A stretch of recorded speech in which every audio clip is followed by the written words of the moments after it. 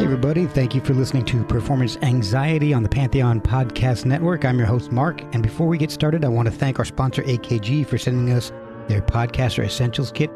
The Lyra mic and the headphones are wonderful, and if you've ever thought about doing your own podcast, they're the high-quality, economical way to do it. Back in mid-July, I had the distinct pleasure of speaking with Scott von Ryper. Scott's love of music stems from his dad's passion for big band and the family organ lessons he had as a child. He began playing in a band with his brother at age 11 doing covers. Soon after that, he started playing bass, his first one being made from some wood he found under his house, clothesline wire, and some nails. Once he got a proper bass, he began playing out, doing the biker bar circuit where fights would break out on the dance floor. After playing with bands Scarlet and the Morning After Girls, Scott formed the Black Ryder with Amy Nash. They were immediately asked to open shows for bands like Black Rebel Motorcycle Club and the Jesus and Mary Chain, which Scott would later join as a touring guitarist. He's releasing his first solo album with a mix of songs that have been around for years and new music. And Scott shares so many great stories in this episode, so give him a follow at Von Ryper on Twitter and on Instagram. And pick up his solo debut album, Dream State Treasure, wherever and however you get new music.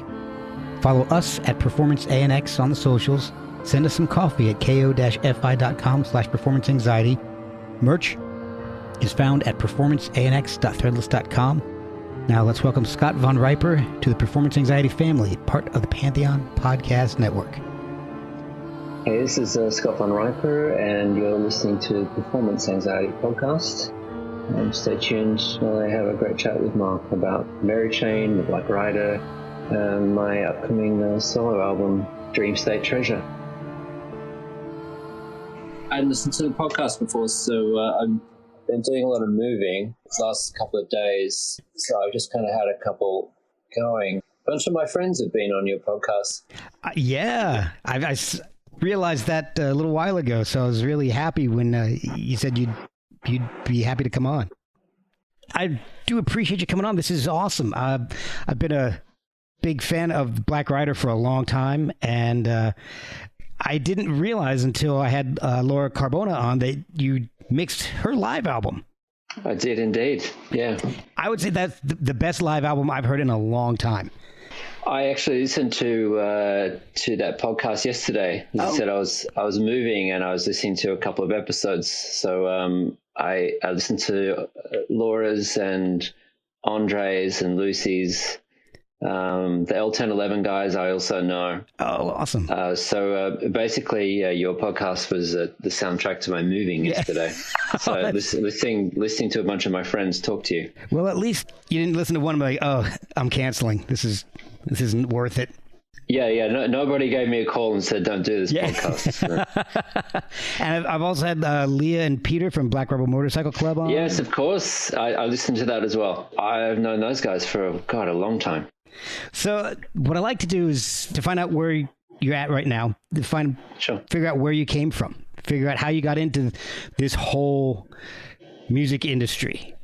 And I like to obviously start at the beginning. So I know you were born in Australia.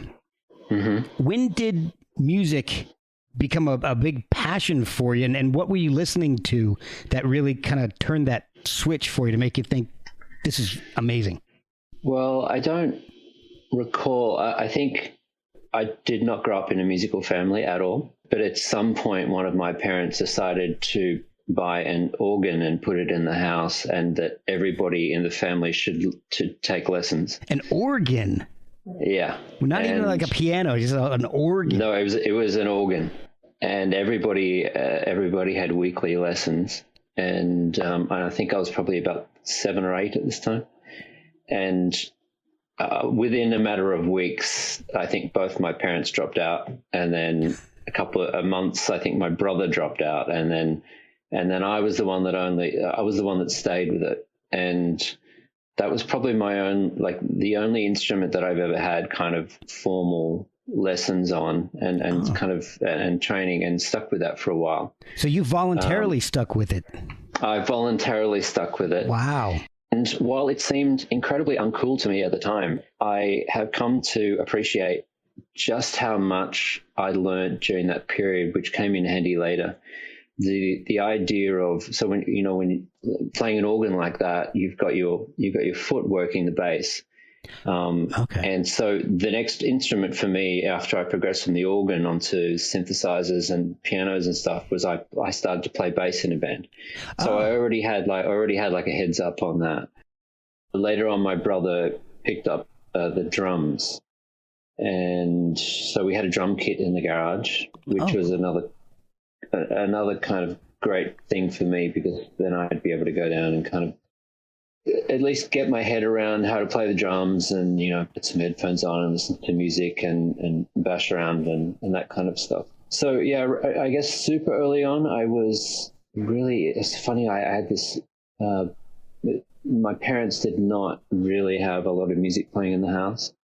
I think that the one thing that my father did give me that I do love is that his love of big band music, like Glenn Miller and stuff like that. Oh, wow, really? Which I really adore to this day. And just trying to think what else. Really not much, I've got to say. It wasn't a musical family.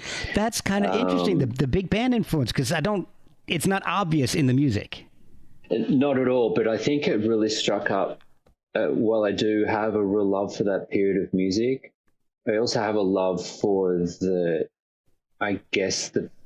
big band part of it, and understanding who's playing what and where.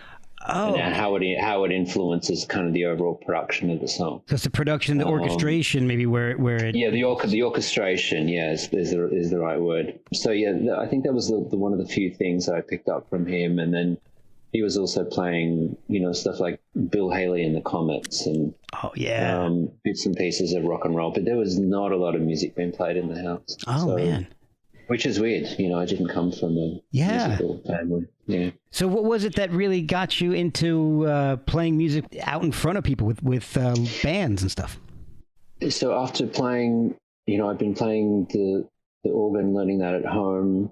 I was in high school, and a friend of mine, I think I'd bought a guitar as well, and a friend of mine who lived on the street, he had an older brother as well, like I did, who was super into like Pink Floyd and Led Zeppelin and all this kind of stuff. And I spent a lot of time at his house, and that's where I got all of that. That's where I developed my love for kind of, going out and going to teenage parties and coming home and putting on Pink Floyd, while the room is spinning, and so to this day I still am a huge Pink Floyd fan. So I picked up guitar, and my brother was playing drums, and he's a year and a half older than me, so he was in the grade above, and he was in a band, and I think the band was called Surrealism, and there was a bunch of older guys, so in the year above and the year above that, actually playing some really cool stuff. Like they were doing a Joy Division cover, and wow,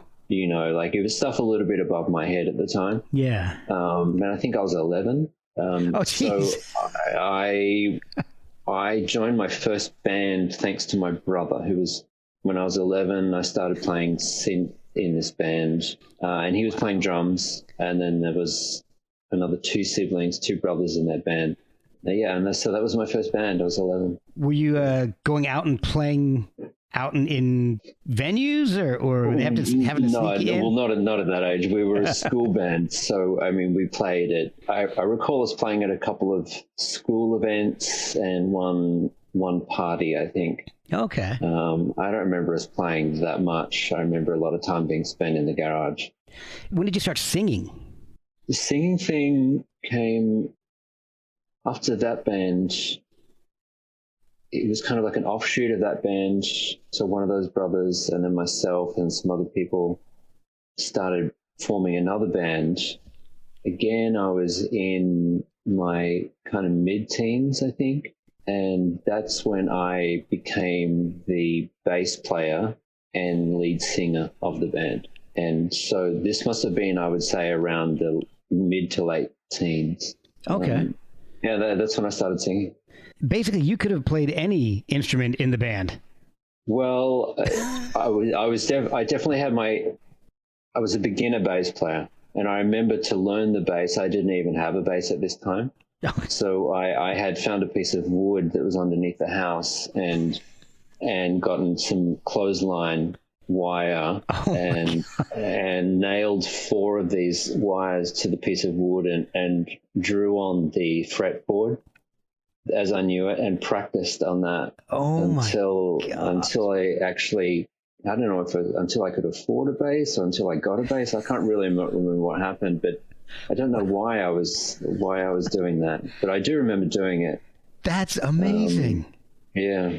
How did the progression to playing in public and proceed? So that band, I would say, toward the end of my high school years, I definitely remember being underage when we were playing our first shows, and we would play at this local pub, what we call it in Australia, in Sydney, and it was kind of, back then it was well-known biker pub. Oh wow! And so we had this residency there where we played, I think, every Friday night or Saturday night for a month or something. So how old were you at this time? I must have been 17. Oh my! I think 17 years old. Because the drinking age is 18 there, so I know I was underage, and I don't remember a lot about it. We played some originals and we played some covers. The one thing I do remember was that I was singing, I was playing bass, and that there was one show that was a typical kind of scene from like a movie, like a biker bar movie where the brawl breaks out on the dance floor. And there was a fight that was happening on the dance floor right in front of us. Wow. And a bunch of bikers were getting into it. And then I do remember it was this, like the country and western band keeps playing while the fight keeps going. This biker just came up and took a swing at me as I was singing. And I just kind of ducked back while his swing went past me, and I just kept playing and singing, and then somebody took him down. Oh my gosh, it was like the Matrix. So that kind of, I got that out of the way nice and early. Yeah. So when did it really hit you that you could do this for a living and do this professionally? It never did. Really? And I think even I didn't finish high school. I kind of popped out a year early. I was sick for a year or two, and then had to repeat a year because I'd taken so much time off. Oh wow! And then once that happened, I was only in there for a couple of months, and then I pulled out because I just wasn't feeling it anymore. But I remember at that time, I then decided to go and do a year of audio engineering school, because in the back of my mind, I was thinking, yeah, I'd love to be a musician, but I should probably have a backup plan. Now, that's a good idea. Any audio engineer will probably tell you, well, that was a horrible backup plan.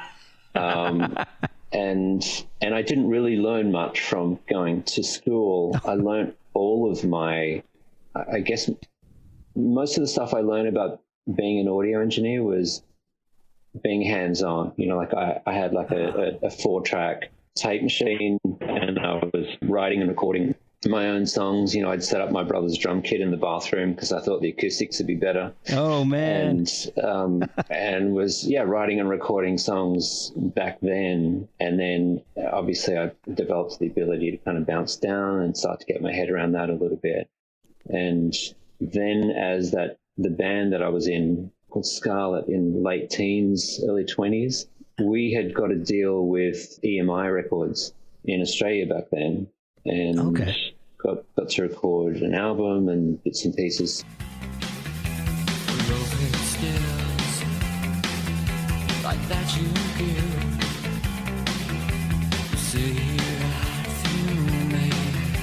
and break the skin.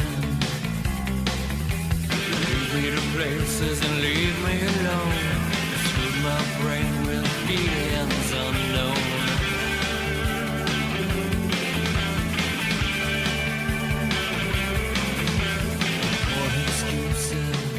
Started spending time in some proper studios, and was always trying to pay attention to what was going on.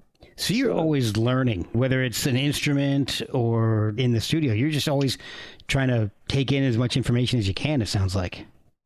Yeah, I guess I just always felt like I was, and I still to this day feel like I'm never, like, the one thing is not my thing. Like I'm, that saying, a jack of all trades, a master of none. Yeah, like, I know that one.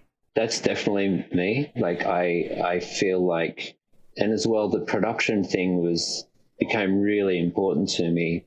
And I think I only realized later how important it was, because I felt like I needed that to be able to create the sound that I wanted to have. Okay. I find it really hard to sit down and work with others and communicate exactly what I'm thinking. I like to sit back and kind of have the tools at my disposal and play with them until I get what I want. Okay. Yeah. So. Yeah, it can be hard to describe the sound in your head to somebody else.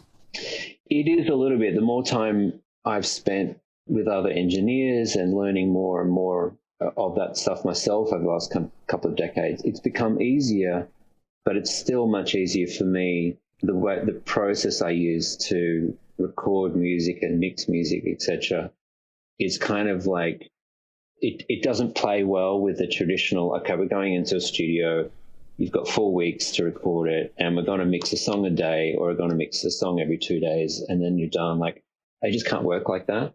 I like to have, it's almost like, let's say you had an art gallery or something in your bedroom, and you had the start of 12 paintings around the room, and every day you'd walk in and spend maybe an hour or two in there, and you'd look at each painting and maybe add a dash to something or a couple of dashes, and then you walk away.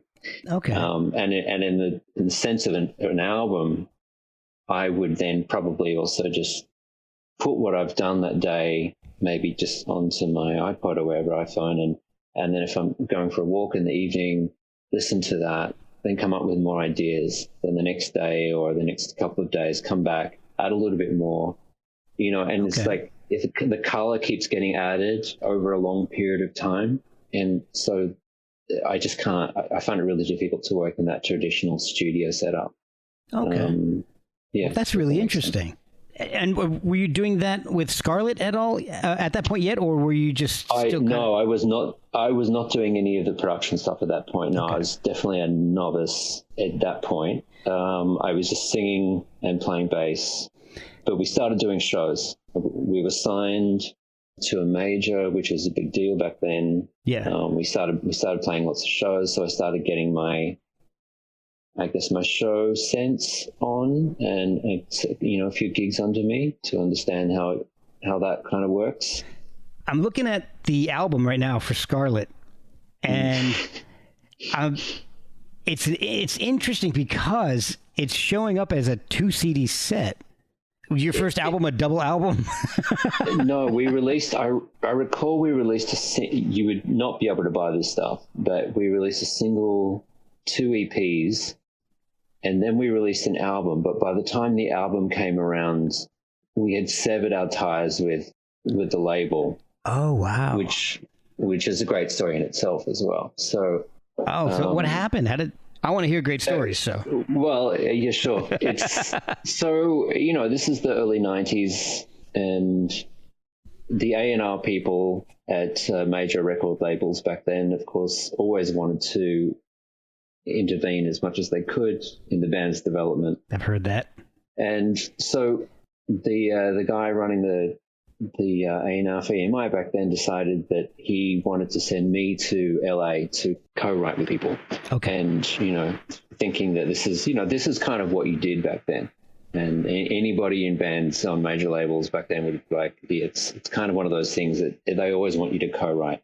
Okay. So they sent me alone and not the rest of the band. And this is my first trip to America when I'm maybe 20. And they sent me off to, West Hollywood, which is the worst place they could have sent me. And I'm stuck there alone in a hotel room. And I was told that, he would be there the next day and I'd be introduced to these people that I'd co-write with, which was an incredibly scary thought anyway, because the idea of writing with people it's still to this day, it scares the hell out of me.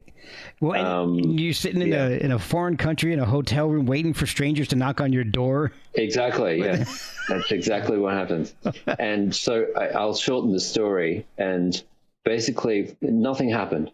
And 3.5 weeks later, I'm still sitting in the Mondrian, which is a very expensive hotel, with no co-writing happening, and still this guy not showing up, giving me excuses every day, and with full knowledge that this is going on the band's account.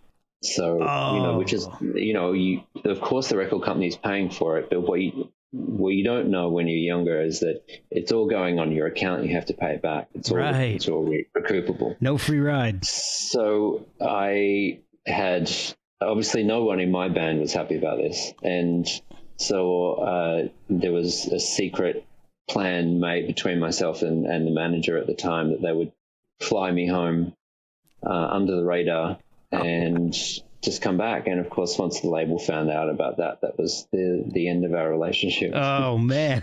Yeah, but you know what? I can't blame you for that. There was another thing that happened. I think there was a studio up in Byron Bay, which is about 8 hours drive from Sydney. And we drove up there. It was like a live-in studio. Oh yeah. It was rumored to be owned and operated by an ex-mercenary. But it's a beautiful place out in the Byron Bay Hills, which is, I don't know if you've heard of that place. But It's a great place to go and live and record. So we had planned to spend a couple of weeks there doing pre-production and then going in the house and recording the album. Okay. And of course we had been there for a couple of weeks, enjoying the live-in chef and everything that comes with it. And this guy who owns the studio kept telling us every day after a week or two, saying he hasn't received payment from the label yet. And so again, cut long story short, 3 weeks in, 3.5 weeks, he commandeers all of our musical equipment and says, I'm keeping this and you guys are going home. And so we had to basically drive home with none of our gear. And that was the end of that album. And that was the end of our relationship with the label. Wow. That's insane. Yeah. Now, at this time, were you writing a lot of the music for Scarlet, or was it more of a band? Yeah, I was writing all of the lyrics and the vocals. Okay. And then the band together was writing. And yeah, that's how that went. And then when that finished, that's when I really started. I was kind of over the business side of. It's funny when I think about the story and tell people the story that, it was by 21, I was already over the music business, and I started writing songs about it and decided that I wasn't going to do it anymore in that sense. And that's when I decided to just set up in a bedroom with the guitarist from the guy from this band, Scarlet. And I had written some songs and we were going to do something acoustic, and I was going to take full control of the production. Oh, okay. So this is for the first time in my life. So I just had a 4-track machine and some really basic kind of outboard gear and, just a basic microphone, and started coming up with, I think, the themes of that EP that we kind of came up with, although it never got released. Okay. And a song are the themes, and a lot of it was mine. The theme from that is basically what you have heard on the solo record that I'm just about to release. Oh, wow. Okay. But it just sat dormant for all of that time. Wow. Oh my gosh, that's full circle. Yeah. So how did you move from Scarlet to the Morning After Girls? So there's, a bunch of bands in between there. Yeah, because there's about 10 years, right? Yeah, another one on my own. There was some time in the wilderness not doing music, doing just another job completely, which is fine as well, taking a complete detour. Oh yeah. Because I didn't want music to be my job if I didn't like it.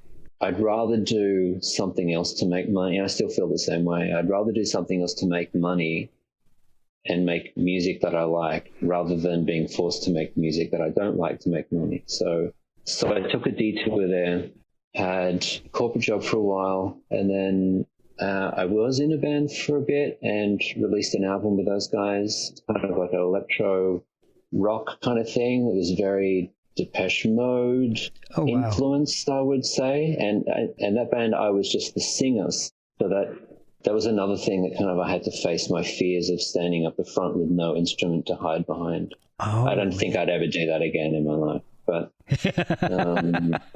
I also spent a lot of time working with a guy in that band, learning more about production. That's when I started seeing computer-based recording a lot more. And so this is the early 2000s, and had started just getting a very basic recording setup at home, and then had met Amy. I was just tailing up in this electro rock band, but feeling like I wasn't into it anymore. And she had joined this other band that she was putting together with some friends. So I left the band, and that band split up, and then I went back to playing bass. And that's the first time I was in a band with Amy. And I think that band, I can't remember what it was called, but that's the first time we played together, and we also sang together. I sang backups and stuff, and she was the main singer. Okay. And then around that time, the Morning After Girls, who were a band from Melbourne, were visiting Sydney playing, and we just got talking to them after seeing a show, and got friendly with them. And I think they stayed at our house a couple of times because they were that kind of band. Oh, yeah, couch surfing. They were couch surf, and we became friends. And at some point, a couple of months down the road, we just got this strange phone call from them saying that they're moving to Sydney. All three of them are moving to Sydney. I think three. But they were losing two members, and asked if Amy and I wanted to join the band. That's what happened. They relocated. Wow. And then we joined the band, and then things started really kind of kicking off for that band. With that, were you doing any of the songwriting for that band as well, or were you just more of a hired gun kind of a thing? Or? I wasn't. We weren't hired guns. We were definitely part of the band. Okay. But by the time they'd moved to Sydney, they had already written the two EPs, which were the basis of what we were doing live, and also the album that got released later. There was a little bit of new music that happened that we were involved with.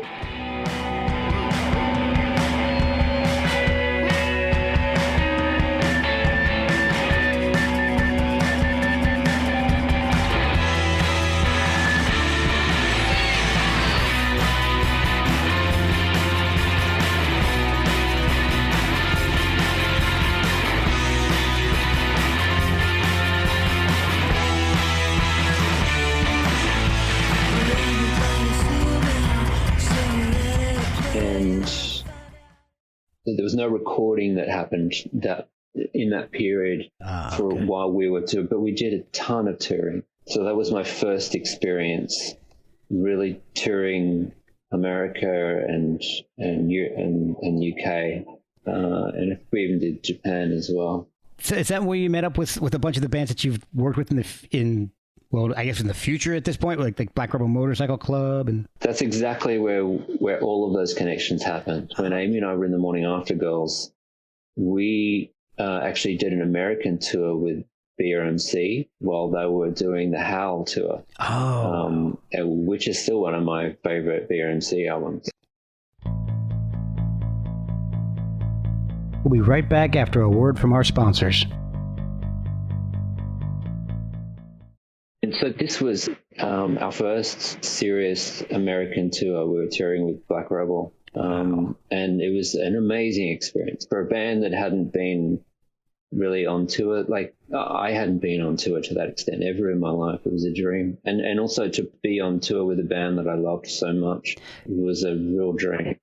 The great thing about that, and I can't, I can only speak for the people that I know in that band, and Leah wasn't actually in the band at that point, but she wasn't in the band at that point, no. But Peter is one of the sweetest guys on the planet. Once Leah joined the band, definitely there was. She's obviously the outgoing one in the band. Back then, Rob's dad was doing the sound as well. Yeah. So it was a very happy family on tour back then, and we had a great time. Yeah. When did you and Amy decide to form the Black Ryder? So Amy and I spent, I would say about 3 years in the Morning After Girls, and we did a lot of touring. That's a long festivals. Yeah, I was gonna say that's a long time to be touring but not recording anything. It was, but it was a crucial time for us because that is where we met a lot of the bands that we ended up keeping relationships with, and so we toured with a lot of bands. That's where we first met BRMC. So we did shows with BJM as well. So yeah, I think we'd been on tour for a bit. There was some personality clashes in that band, and we got home from a pretty successful tour, came back and did a great sold-out Melbourne show, came back to Sydney, and then just out of the blue, randomly got this email from the band saying that we were fired. Wow. Which was a huge surprise, but in some ways it was a complete blessing. Yeah. And I don't remember us being overly upset by it. I think we were surprised, but not too upset in terms of there was no thought of, well, what the fuck are we going to do now? It was more about, I think we got fired from the Morning After Girls, you know, like on a Monday, and we started the Black Ryder on a Tuesday. Oh, wow. You know, it was that quick. I had already had like a really basic song or two. I think I had Let It Go, the basis of that, on a 4-track sitting upstairs in the studio, and I just remember thinking, right, let's go and do this.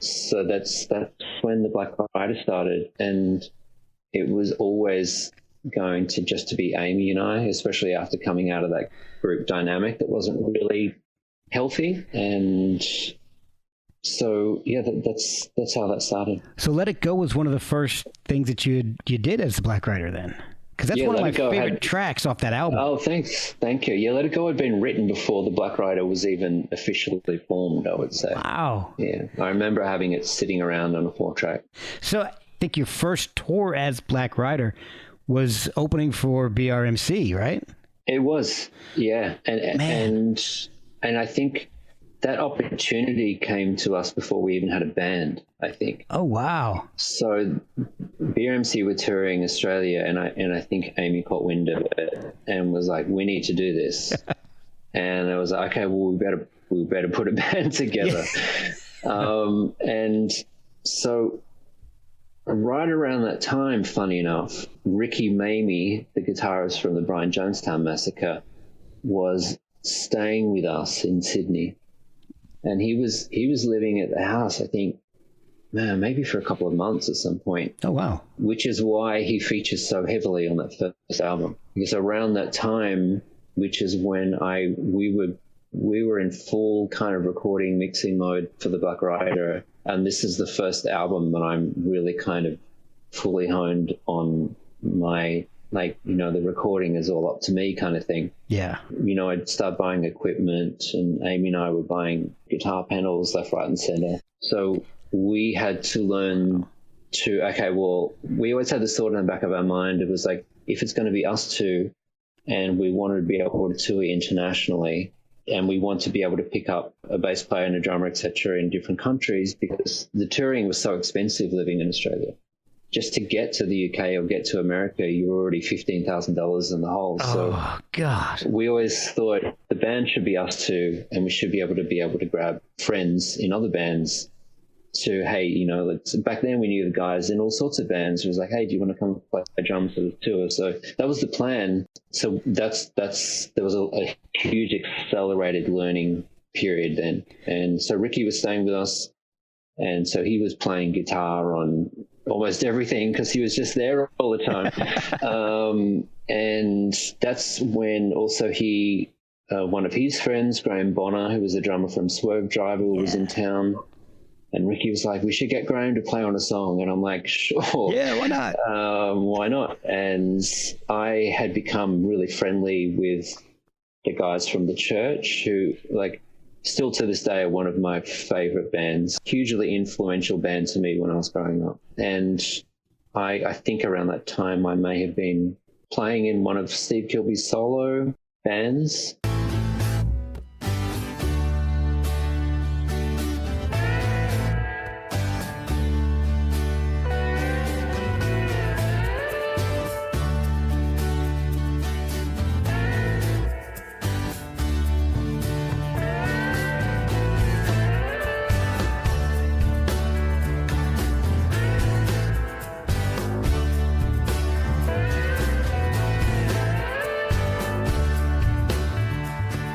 and so got to know Tim a little bit from the church, the drummer. So he also played drums on a track. So there were lots of guests. Oh, of course, and Pete from Black Rebel. Yeah.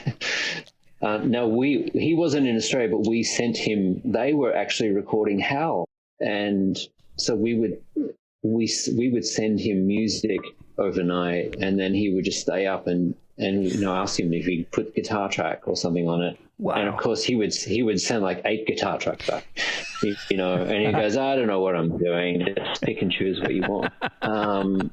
And so we got him to play harmonica on the track on Sweet Come Down. We got him to play guitar all over, so Burn and Fade, and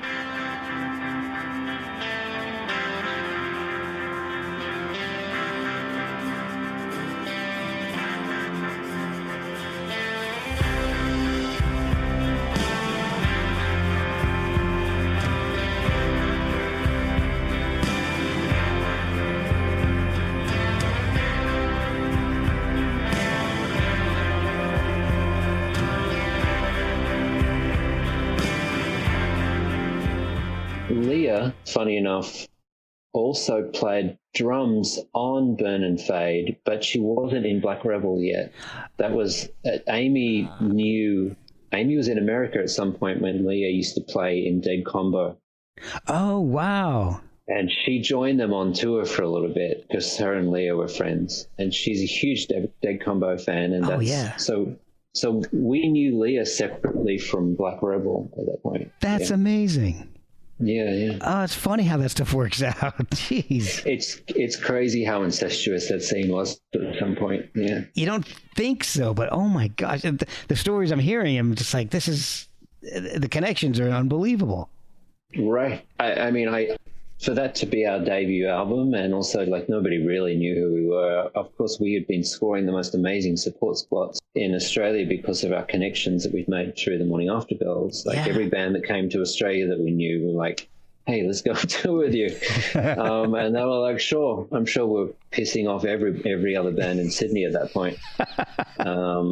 But yeah, we just got really, really lucky, touring the Jonestown, the Rebel, the Ravenettes, the Dandies. Yeah. There are a bunch of others that I can't even remember now. Yeah. When you were working on the music for Buy the Ticket, Take the Ride, did you have any concerns about recreating the sounds live, or was it a concern at all? Or it wasn't a thought at all in terms of how are we going to do this, because clearly on that record it's a very processed record. So, there's multiple guitar tracks on that record. There's multiple vocals. There's lots of engineering trickery, I would say. It's not a basic sparse band record. It's fully immersed in drone and all sorts of sounds, like layer upon layer dense, upon layer upon layer. Yeah. But that's one of the things I love about it is the density of that album. Yeah, it's when I look back at it now and listen to it, it was a combination of where our head was at the time in terms of the music that we're listening to, and the vocals are very buried. Once in a while I see people complaining online. It's like, I don't know who mixed this record. It was horrible. Like, because when they've seen, and this is a fan of the Black Ryder saying, I saw the band live, it's so much better.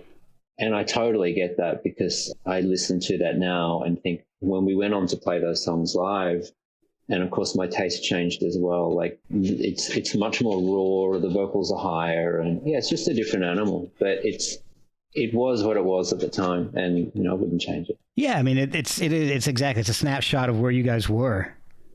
Yeah, exactly. When you went in to do The Door Behind the Door, did you go in thinking you had to make something different? Because that album is a lot different than the first. It's a lot more ethereal. Songs like Seventh Moon is just lush and gorgeous.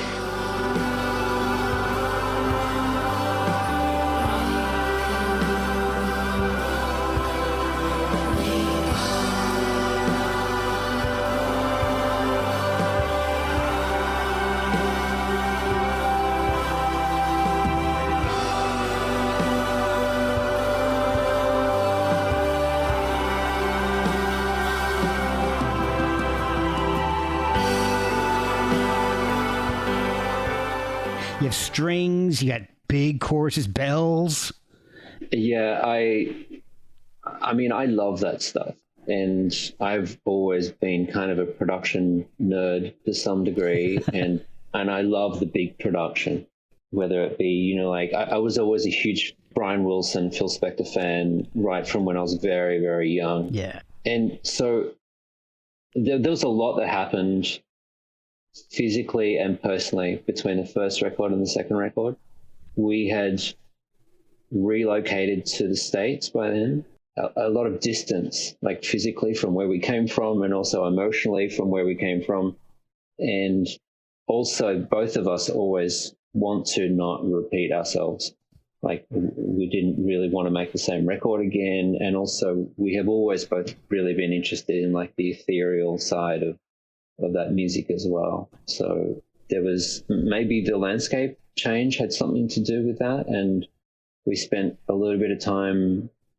I know we rented a house a couple of times out at Joshua Tree, and I would bring out my studio stuff out there. And we did that for a couple of reasons. One, to soak up the atmosphere of being there. And also secondly, just so Amy and I could be in the same house for like a week or two to be able to really engage mentally on the project versus, you know, just going over her place, or she came over to my place for a couple of hours. It just kind of puts you in a different headspace. Okay. Yeah.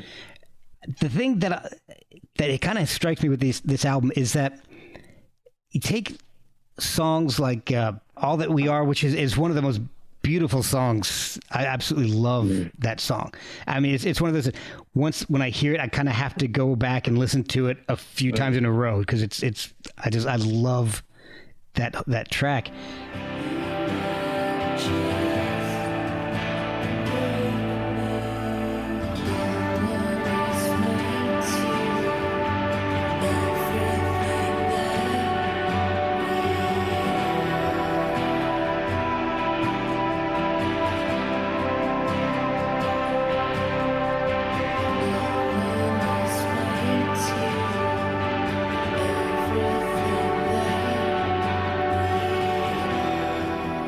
But I was looking at the tracks today, and actually listening to everything, both albums again today, and songs like Seventh Moon, Let Me Be Your Light, Santeria. To me, this is, if My Bloody Valentine had made this album, I would have liked it more than the MBV album they came out with around the same time.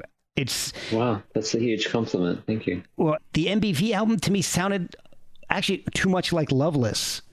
Right. And then this sounds like the My Bloody Valentine sound, but progressing it and moving it forward. And I mean, I don't see them doing a song like Throwing Stones, but right. You know, but again, the one thing the two albums do have in common is that there's such variety on both of those albums. Yes. Like, for instance, like if you look at the first record, Buy the Ticket, Take the Ride, we've got really kind of shoegazy swamp guitars, buried vocals. Yeah. And then you've got this weird country song at the end.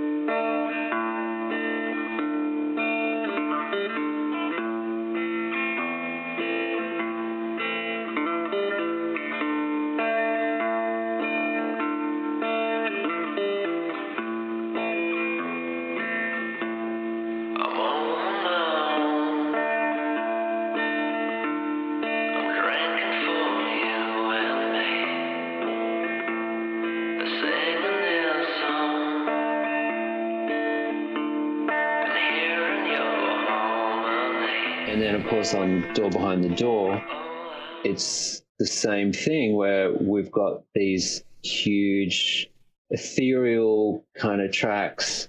And then we've got Throwing Stones, which is clearly kind of like a Stones homage.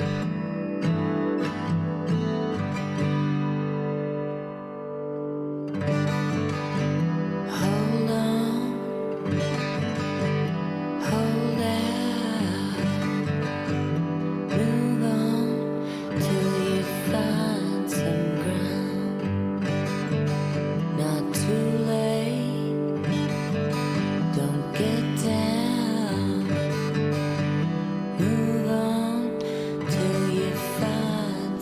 And, there's even a little bit of Primal Scream in there. And then, of course, it finishes off with an 11-minute string piece. Right. And it's like, there's one thing that we do both really agree on, and that's like, there doesn't need to be some kind of weird formula that the album needs to be. It's like, whatever we want to put on there, if it flows together and it's still very different in a way, that's a bonus for us. Were the songs written and worked out before you guys started to record them, or was anything just born in the studio?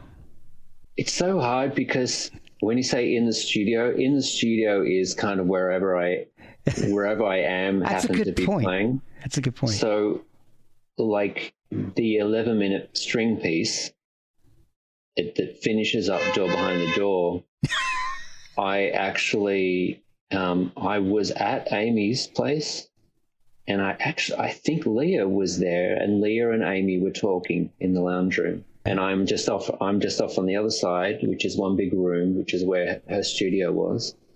And I was on the keyboard, just brought up a really beautiful synth sound. And luckily I had hit record, and then that was just completely improvised. Wow. Like I was just playing, and I really liked the sound, and I was, I guess, feeling a certain emotion that day. I just kept playing strings and moving from chord to chord and piece to piece. And then 11 and a half minutes goes by, and I stop, and I look at Amy and Lee, and I'm like, holy fuck. And were you listening to that? And that's essentially, that's the track. And then all I did to that was then ask a friend of mine who plays cello and had some of his friends who played violin, viola. I said, do you think you would be able to replicate this? And he initially said yes, but then I think he wished he hadn't said yes, because there was in no sense timing, it was all completely improvised without a click or anything. So he actually did a pretty great job. And in the end, I ended up combining my original synth string piece with the real strings to give it closer to what I was looking for.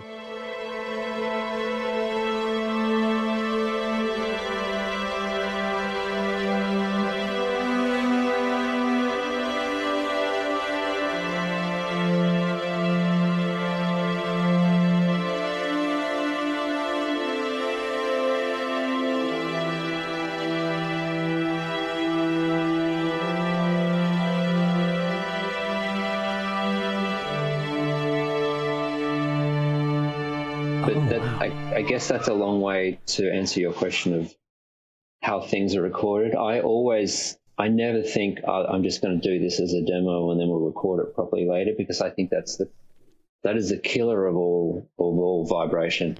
Oh, wow. And okay. I always think that when you're going to record something, you should try and make sure you get a decent sound-ish, so you don't have to re-record it. Because so many times I've gone to re-record things and spent time on it and think it's just never as good as the original.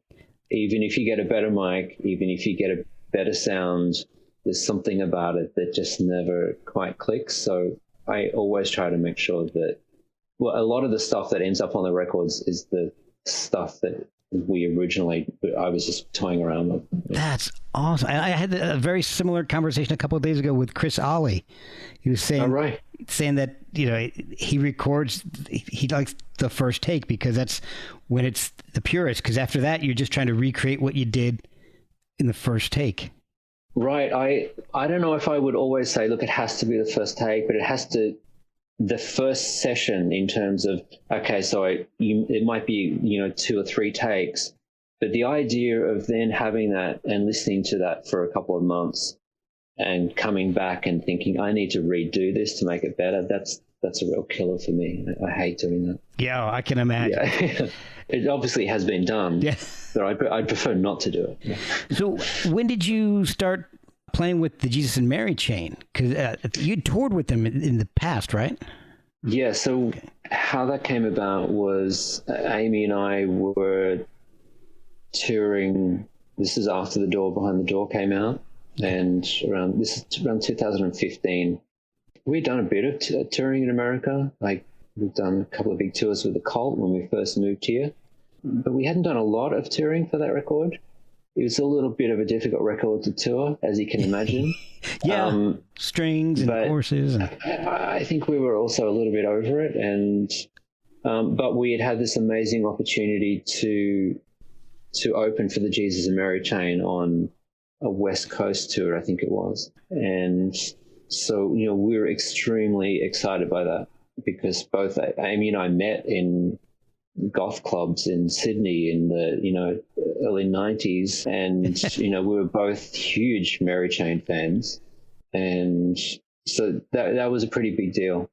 Oh, and, yeah. And so we did that tour with them, and they used to ask Amy to get up and sing Just Like Honey quite often every night. Oh, wow. Which was amazing for her as well. Yeah. And so that tour finished, and everybody said their goodbyes, and, we got on really well, as much as you can interact with those guys, because they are extremely shy. I've heard that.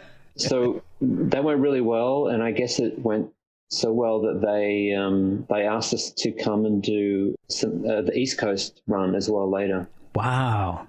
And so I think somewhere on the East Coast tour, I think Amy had heard some rumors, again through one of the guy's girlfriends, that Phil King, who was the longtime guitarist, I think he was in the band for at least 10 years. Oh, wow. And Phil is also, if you Google Phil King, it'll blow your mind how many bands that guy has played in. He was original member of Lush as well. I think that's how I remember. His original, right? Yeah, and he was so many other bands, but he'd been in the Mary Chain for a long time. Oh, okay. And so started hearing rumors that he was going to leave because Lush were going to reform. Right. And he needed to go back and do that, and so this opportunity came up where it looked like they were going to be looking for a guitarist, and Amy had told me about it. And when the tour finished, I sent Jim and William an email and just said, I heard you might be looking for somebody. I'd be happy to jump in for you if you need anyone. Right. And, I kept it pretty short and sweet, and in true Reed Brothers style, I don't think I heard anything back for a couple of months. and figured that was dead in the water. And then I just got this random short email from, I think it was William or Jim, I can't even remember, asking me, would it be too much of a conflict with the Black Ryder? And I said, Black Ryder is more of a studio band these days, which we were. Yeah. And he said, okay. And then I think the next thing I heard was from their manager saying, okay, so we'll see you in Japan in a couple of months. Oh my God. So that's how that came about. There really wasn't a whole lot of conversation about it. Oh my gosh. How do you prepare for something like that? Because they've got such a sound. Well, yeah, I mean, that was one thing that really crossed my mind, was that obviously we'd spent a lot of time on tour with them. Yeah. I didn't want to go in and just think, I'm going to do what Phil did. What I wanted to do was go back, really listen to the catalog and understand what the guitar sounds were, and really wanted to do my best to replicate what was going on those records. And that did mean changing up some of the stuff that Phil was doing, and which is great because, it's important that we both have our own style. Yeah. I wanted to bring my own style to the band. But absolutely. It was a little daunting, but I convinced the Mary Chain manager to ship out the guitar pedal board that was in storage in the UK, so I could have a look at it and see what was on there. And of course, the Mary Chain sound is very reliant on these iconic pedals called the Shin pedals, from these rare kind of Japanese fuzz-wah pedals. Okay. But as soon as you turn it on, it sounds like the Jesus and Mary Chain to some degree. So, I really needed those out here, and to have a play with them, and also to work out what I was going to swap in and out and all that kind of stuff. The most that happened was, I think we had a couple of garage rehearsals, just Brian Young, the drummer, and William was also living in LA at the time, and we came out. I think we maybe had 2 or 3 rehearsals of a couple of songs, but it was really just the 3 of us. It wasn't a full band. And the first time I ever played with the band was at Soundcheck in Japan, I think, or in New Zealand. Oh my God. Are there rules? Do they set down ground rules for playing their stuff live, or do they let you pretty much have some freedom to do your thing? Well, here's a story that will explain that. Okay. So after, we had a rather long sound check, obviously, because, this is the first time everybody had been playing together, and they hadn't played together for a while as well. And I'd really done my homework and done a lot of preparation and walked off stage, and I realized that neither William or Jim said a word to me through the whole rehearsal, I think. And I was like, okay, that's weird. Are they not happy with what I'm doing? So my head is kind of spinning with these thoughts of like, what's going on? Yeah. And so I think I said to Brian, the drummer, I was like, hey, neither of them said anything. And he goes, don't worry, if you did anything wrong, they would. and that's kind of basically how they have been with me the whole time I've been in there. It's like very, very rarely, sometimes William will ask me to do something specifically, or he might say, look, I want to do this part, can you do this part?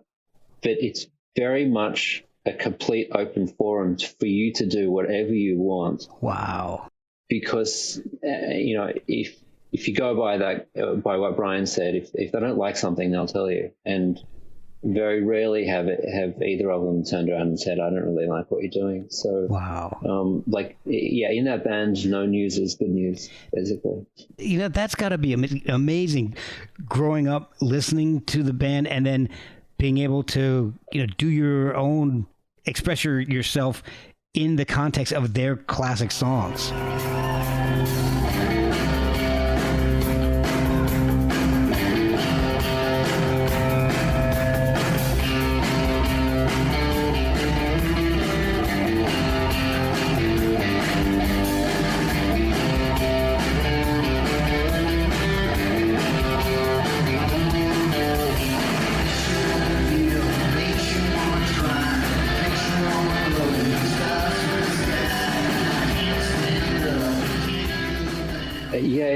It's a little mind-bending at times. Yeah. Even when you can get into that, I've been in the band for 5-6 years now, and wow. I've probably done 200-300 shows with them, I'm sure. Wow. You can easily get into that tour lag of every night, but even if you kind of fall into that, there's always moments on stage in amongst the smoke and the shadows and the light where I'll just peek over, and I still work with monitors. I'm not on in-ears or anything. Okay. And I have a lot of a lot of Williams guitar just blasting through my monitors. Oh, wow. And there's moments where I'm just on stage and I just have his guitar blasting at me, and there is a sense, and looking over and you can see that huge iconic head of hair. Yeah. And it's like, and I'm like, shit. William Reed. Yeah.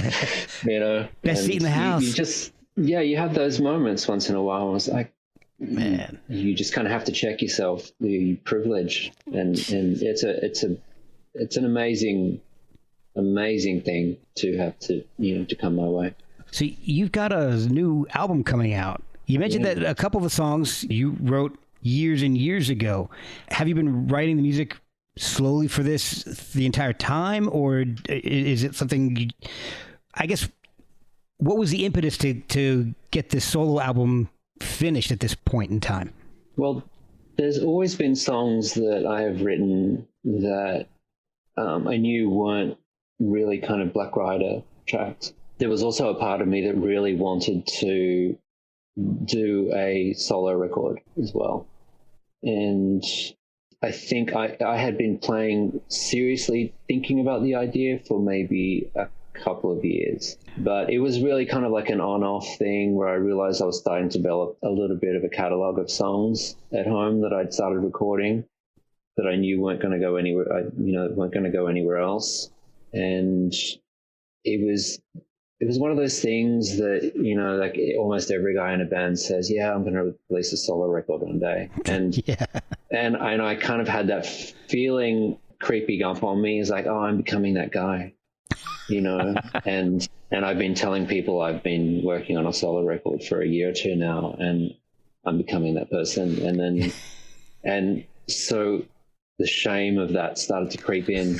And I was like, when I had made a real attempt to finish it, I think in 2018 or 19. Okay. Got in a studio with a guy, come in, played drums, and re-recorded some stuff at his studio that I couldn't do at my place, and then got him to mix a couple of tracks, which in the end, I spent the next 12 months undoing all of his mixing and then coming, because, you know, I can't help myself. Yeah. And when the pandemic hit and I lost my whole year of touring the Mary Chain. Yeah. I knew right then, and I was like, right, that's it. I'm going to finish this record this year. And I'd set a date, and right about then, Laura had asked me to mix her live record too. Oh, wow. Okay. And I said, okay, well, let's work this out, because I'm going to set a date for myself to finish my record. And then, because I had to promise her a date because she needed something solid. Right. So that was a good motivator for me to be like, okay, I need to be done with my record by end of May, because I'm starting work on Laura's on the 1st of June or something like that. Okay. And generally, I kept to my promise of being finished, although I must admit, after I finished Laura's record, I went back and tweaked a few things. But it's essentially been finished for almost a year now. Wow. And it's just kind of been in that process of, you know, like mastering and then working out, okay, so how am I going to put this out? And then just waiting. I've been in the waiting pattern for a long time. Oh, man. So I got a chance. You sent me a few of the tracks, and they're incredible. Thank you. The three that I heard, I absolutely loved. Devil's Son. It's just got this big John Lennon quality to it, which I absolutely love it.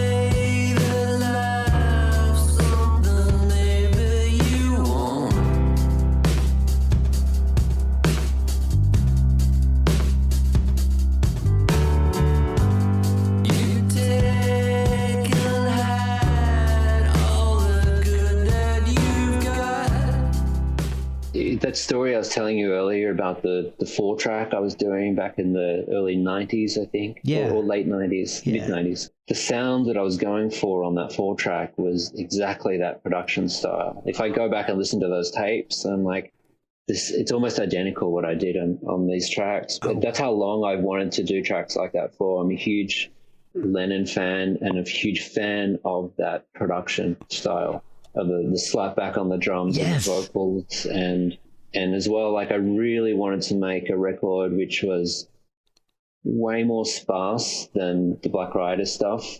You'll notice there's a lot less going on.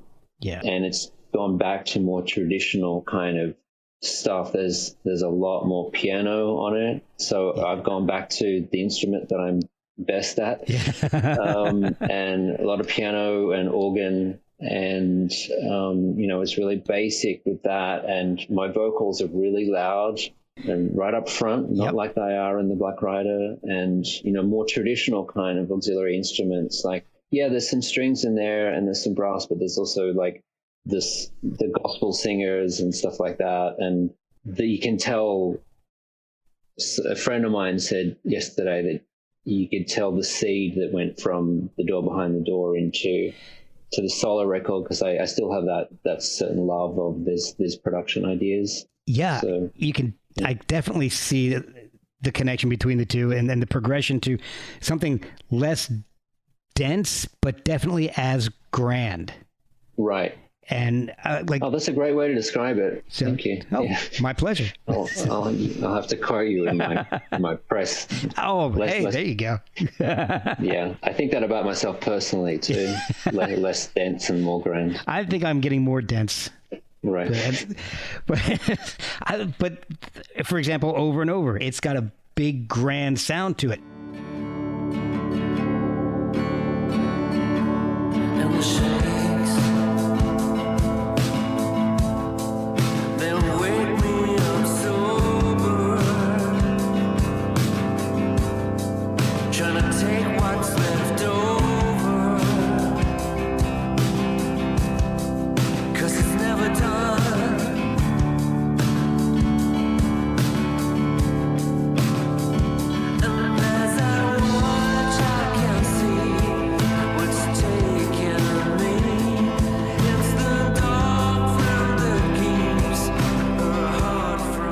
You mentioned that the drum sound is just fantastic. Yeah. I love that drum sound. It's great, isn't it? Yeah, it's like Lennon's rock and roll album. You know, that's what it immediately brought me back to, because my mom would play that all the time, and it had that drum sound. I'm like, so it brought me back to listening to Lennon's album, sitting in my living room with my parents. So that's great to hear. Are you playing on all the tracks? I mean, is it all you instrumentally? Yeah, I'm doing everything on this record other than I got my friend Norm Block to play drums on this. He has a great studio nearby. He also, I know you've talked to Alan Johannes as well. I'm pretty sure he's, like, if you dug into Norm's history, you'll see all that interaction there. Okay. So he's a great guy, super talented engineer. So he played drums on it. Wow. And I think I played everything else. I got Charlotte Gibson to come in and sing backing vocals. Okay. And she's the singer that you can probably hear on, I'm not sure what tracks I sent you, but she has tour with Nine Inch Nails as well. Oh, wow. And she can really belt it out. So yeah. I'm trying to remember. It's either Over and Over or Lucifer. It might be both of them. Lucifer has the backing vocals coming in at the end. Okay, that's what I'm thinking of.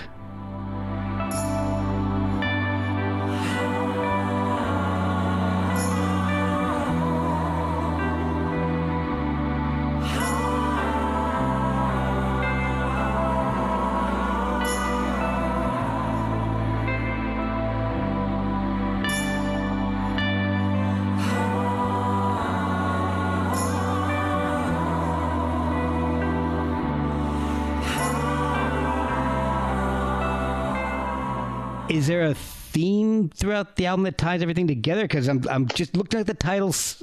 I got The Devil's Son and Lucifer. So yeah, I noticed this as well. A lot of these songs are written many years apart, and it was funny. I had to review the lyrics or something recently, or had to write one of those. Something for the release where I'm talking about what the record's about. I had to really think about it because I hadn't thought about it before. And it was really interesting to me when I was listening to the lyrics, how many of them have this kind of sense of a person at the end of their life going back and reviewing things. And yes, there's a couple of kind of devil Lucifer references as well. There's some spiritual stuff in there. But I don't know, there's some other themes in there running through, kind of letting go of attachments, you know. But you didn't choose the songs based on any overarching theme or anything? The musical theme, I don't think I was really sure if there was going to be a solid theme until The Devil's Son was written. Over and Over had been around for a long time, for a couple of years, and I always thought I would love to write an album like this, or at least to have it based around that kind of, you know, like what you were talking about, that Lennon-ish kind of production and sound and that kind of song. And I had there's another track kind of in that vintage as well, which I knew I had, although it was just causing me a complete nightmare to try and, you know, I think I mixed the thing 400 times to try and get it sound right. I had recorded the chords for Devil's Son, but it was about twice as fast, completely different vibe. And I was struggling with it a little bit. And I had this dream one night, and I woke up out of the dream in the morning, and the dream was The Devil's Son. And it was the song that I knew and already recorded, but it was done in the style of The Devil's Son, like how it is on the record. And I immediately woke up knowing, oh my God, this is how I need to do it. Wow. All of the production was in my head, and I just went straight to the studio, and I was like, I need to slow this fucking thing down and make it way more soulful. And like, so once that happened that morning from that dream, and I changed that, and I had 3 songs of that similar kind of production feeling, I was like, right, here's the record. Wow. You know, and that was the day that I realized, okay, now I know what I'm heading for, like what the main theme of the record is going to be. Of course, there's some other stuff that pops in a little later because, you know, I love to do that. Right. I'm a huge like Crosby, Stills, Nash fan as well. So there's a track at the end that's very acoustic and awesome. and harmonious in that way. But yeah, but that was the feeling. I wanted to go for that 70s kind of singer-songwriter 70s thing. I'm sure it's part of the fun of that is knowing that nobody will expect that from me. Yeah, that's true. Yeah. Now, with venues opening up in the U.S. at this point, are you planning on touring this at all, or are you going to be touring with the Jesus and Mary chain instead, or? Well, the first touring that I have for the year will be the Mary chain, and so we have a European tour in November, December, where we're playing Darklands live. Oh, cool. And that tour has been rescheduled, I think, 3 times now. But I think this one will stick. Okay. So that's going to be the end of my year. Okay. I ran into the drummer for my solo record the other day on a walk, and he was like, "Are you putting a band together?" And I'm like, I guess I'm thinking about it. And he goes, you should. I feel like it's other people telling me that I should do this. And there is a big part of me that would love to do it. Yeah. So yes, I'm heavily thinking about it. Okay. I'm not going to make no commitment. No commitments. Yeah. Okay. Understandable. Especially the way things are going. You just never know. Yeah. I would love to do it live though. I think it'd be really fun to play those tracks live. The 3 tracks that I've heard are just making me really want to hear the album in its entirety. Thank you. And thanks. They're beautiful tracks. Where can people find the album? How are they going to be able to purchase it? So I'm getting some beautiful vinyl made, and so that will be available, I guess, by the time the podcast is released, and then available on all the standard digital platforms. And it's going to be released through my own label, which I'm also super excited about, that I get to own the masters and the publishing and the whole thing for the first time in my life, which is kind of exciting. Which is great. That is great. Oh, I love hearing that. That's so awesome. Yeah, I got locked into one of those horror, like nightmare stories that musicians tell you about, where they signed a contract in their early 20s, and and they were dealing with it for a couple of decades. That was me. So I just got out of a publishing contract that I'd been in for a very long time. So for the first time in my life, it's I fully own these songs, which is so nice to feel. If your contract contains the words "in perpetuity," think again. Yeah. Kids, there's one for the young folks listening out there. Exactly. Well, Scott, where can people follow you and get information about the release dates and tours for you, and possible tours for you, no commitment, and Jesus and Mary Chain tour info? Well, obviously the Mary Chain I have no control over their socials, which means they're probably being done very well. And so you can follow the Mary Chain on probably everything. And all of the tour information about the Mary Chain tours will be there. I quite have an aversion to social media, and it's problematic for an artist in this day and age not to enjoy it. And so I don't know if you were looking for any research before this podcast, but you wouldn't have found much on my social media. I'm very quiet, pretty private, quite introverted. And so my social media is kind of like a reflection of who I am in real life. And once I realized that, I felt a bit better about it. There'll be a single out. The Devil's Son will be coming out first. and that's probably may have already come out by the time this podcast has been released. But I'll be letting everybody know when that stuff is coming out and where to get it and all that kind of stuff. Well, I understand that you are a very private person, which makes me all the more grateful that you decided to join me this evening. Thank you so much for spending so much time with me and working through my technical problems.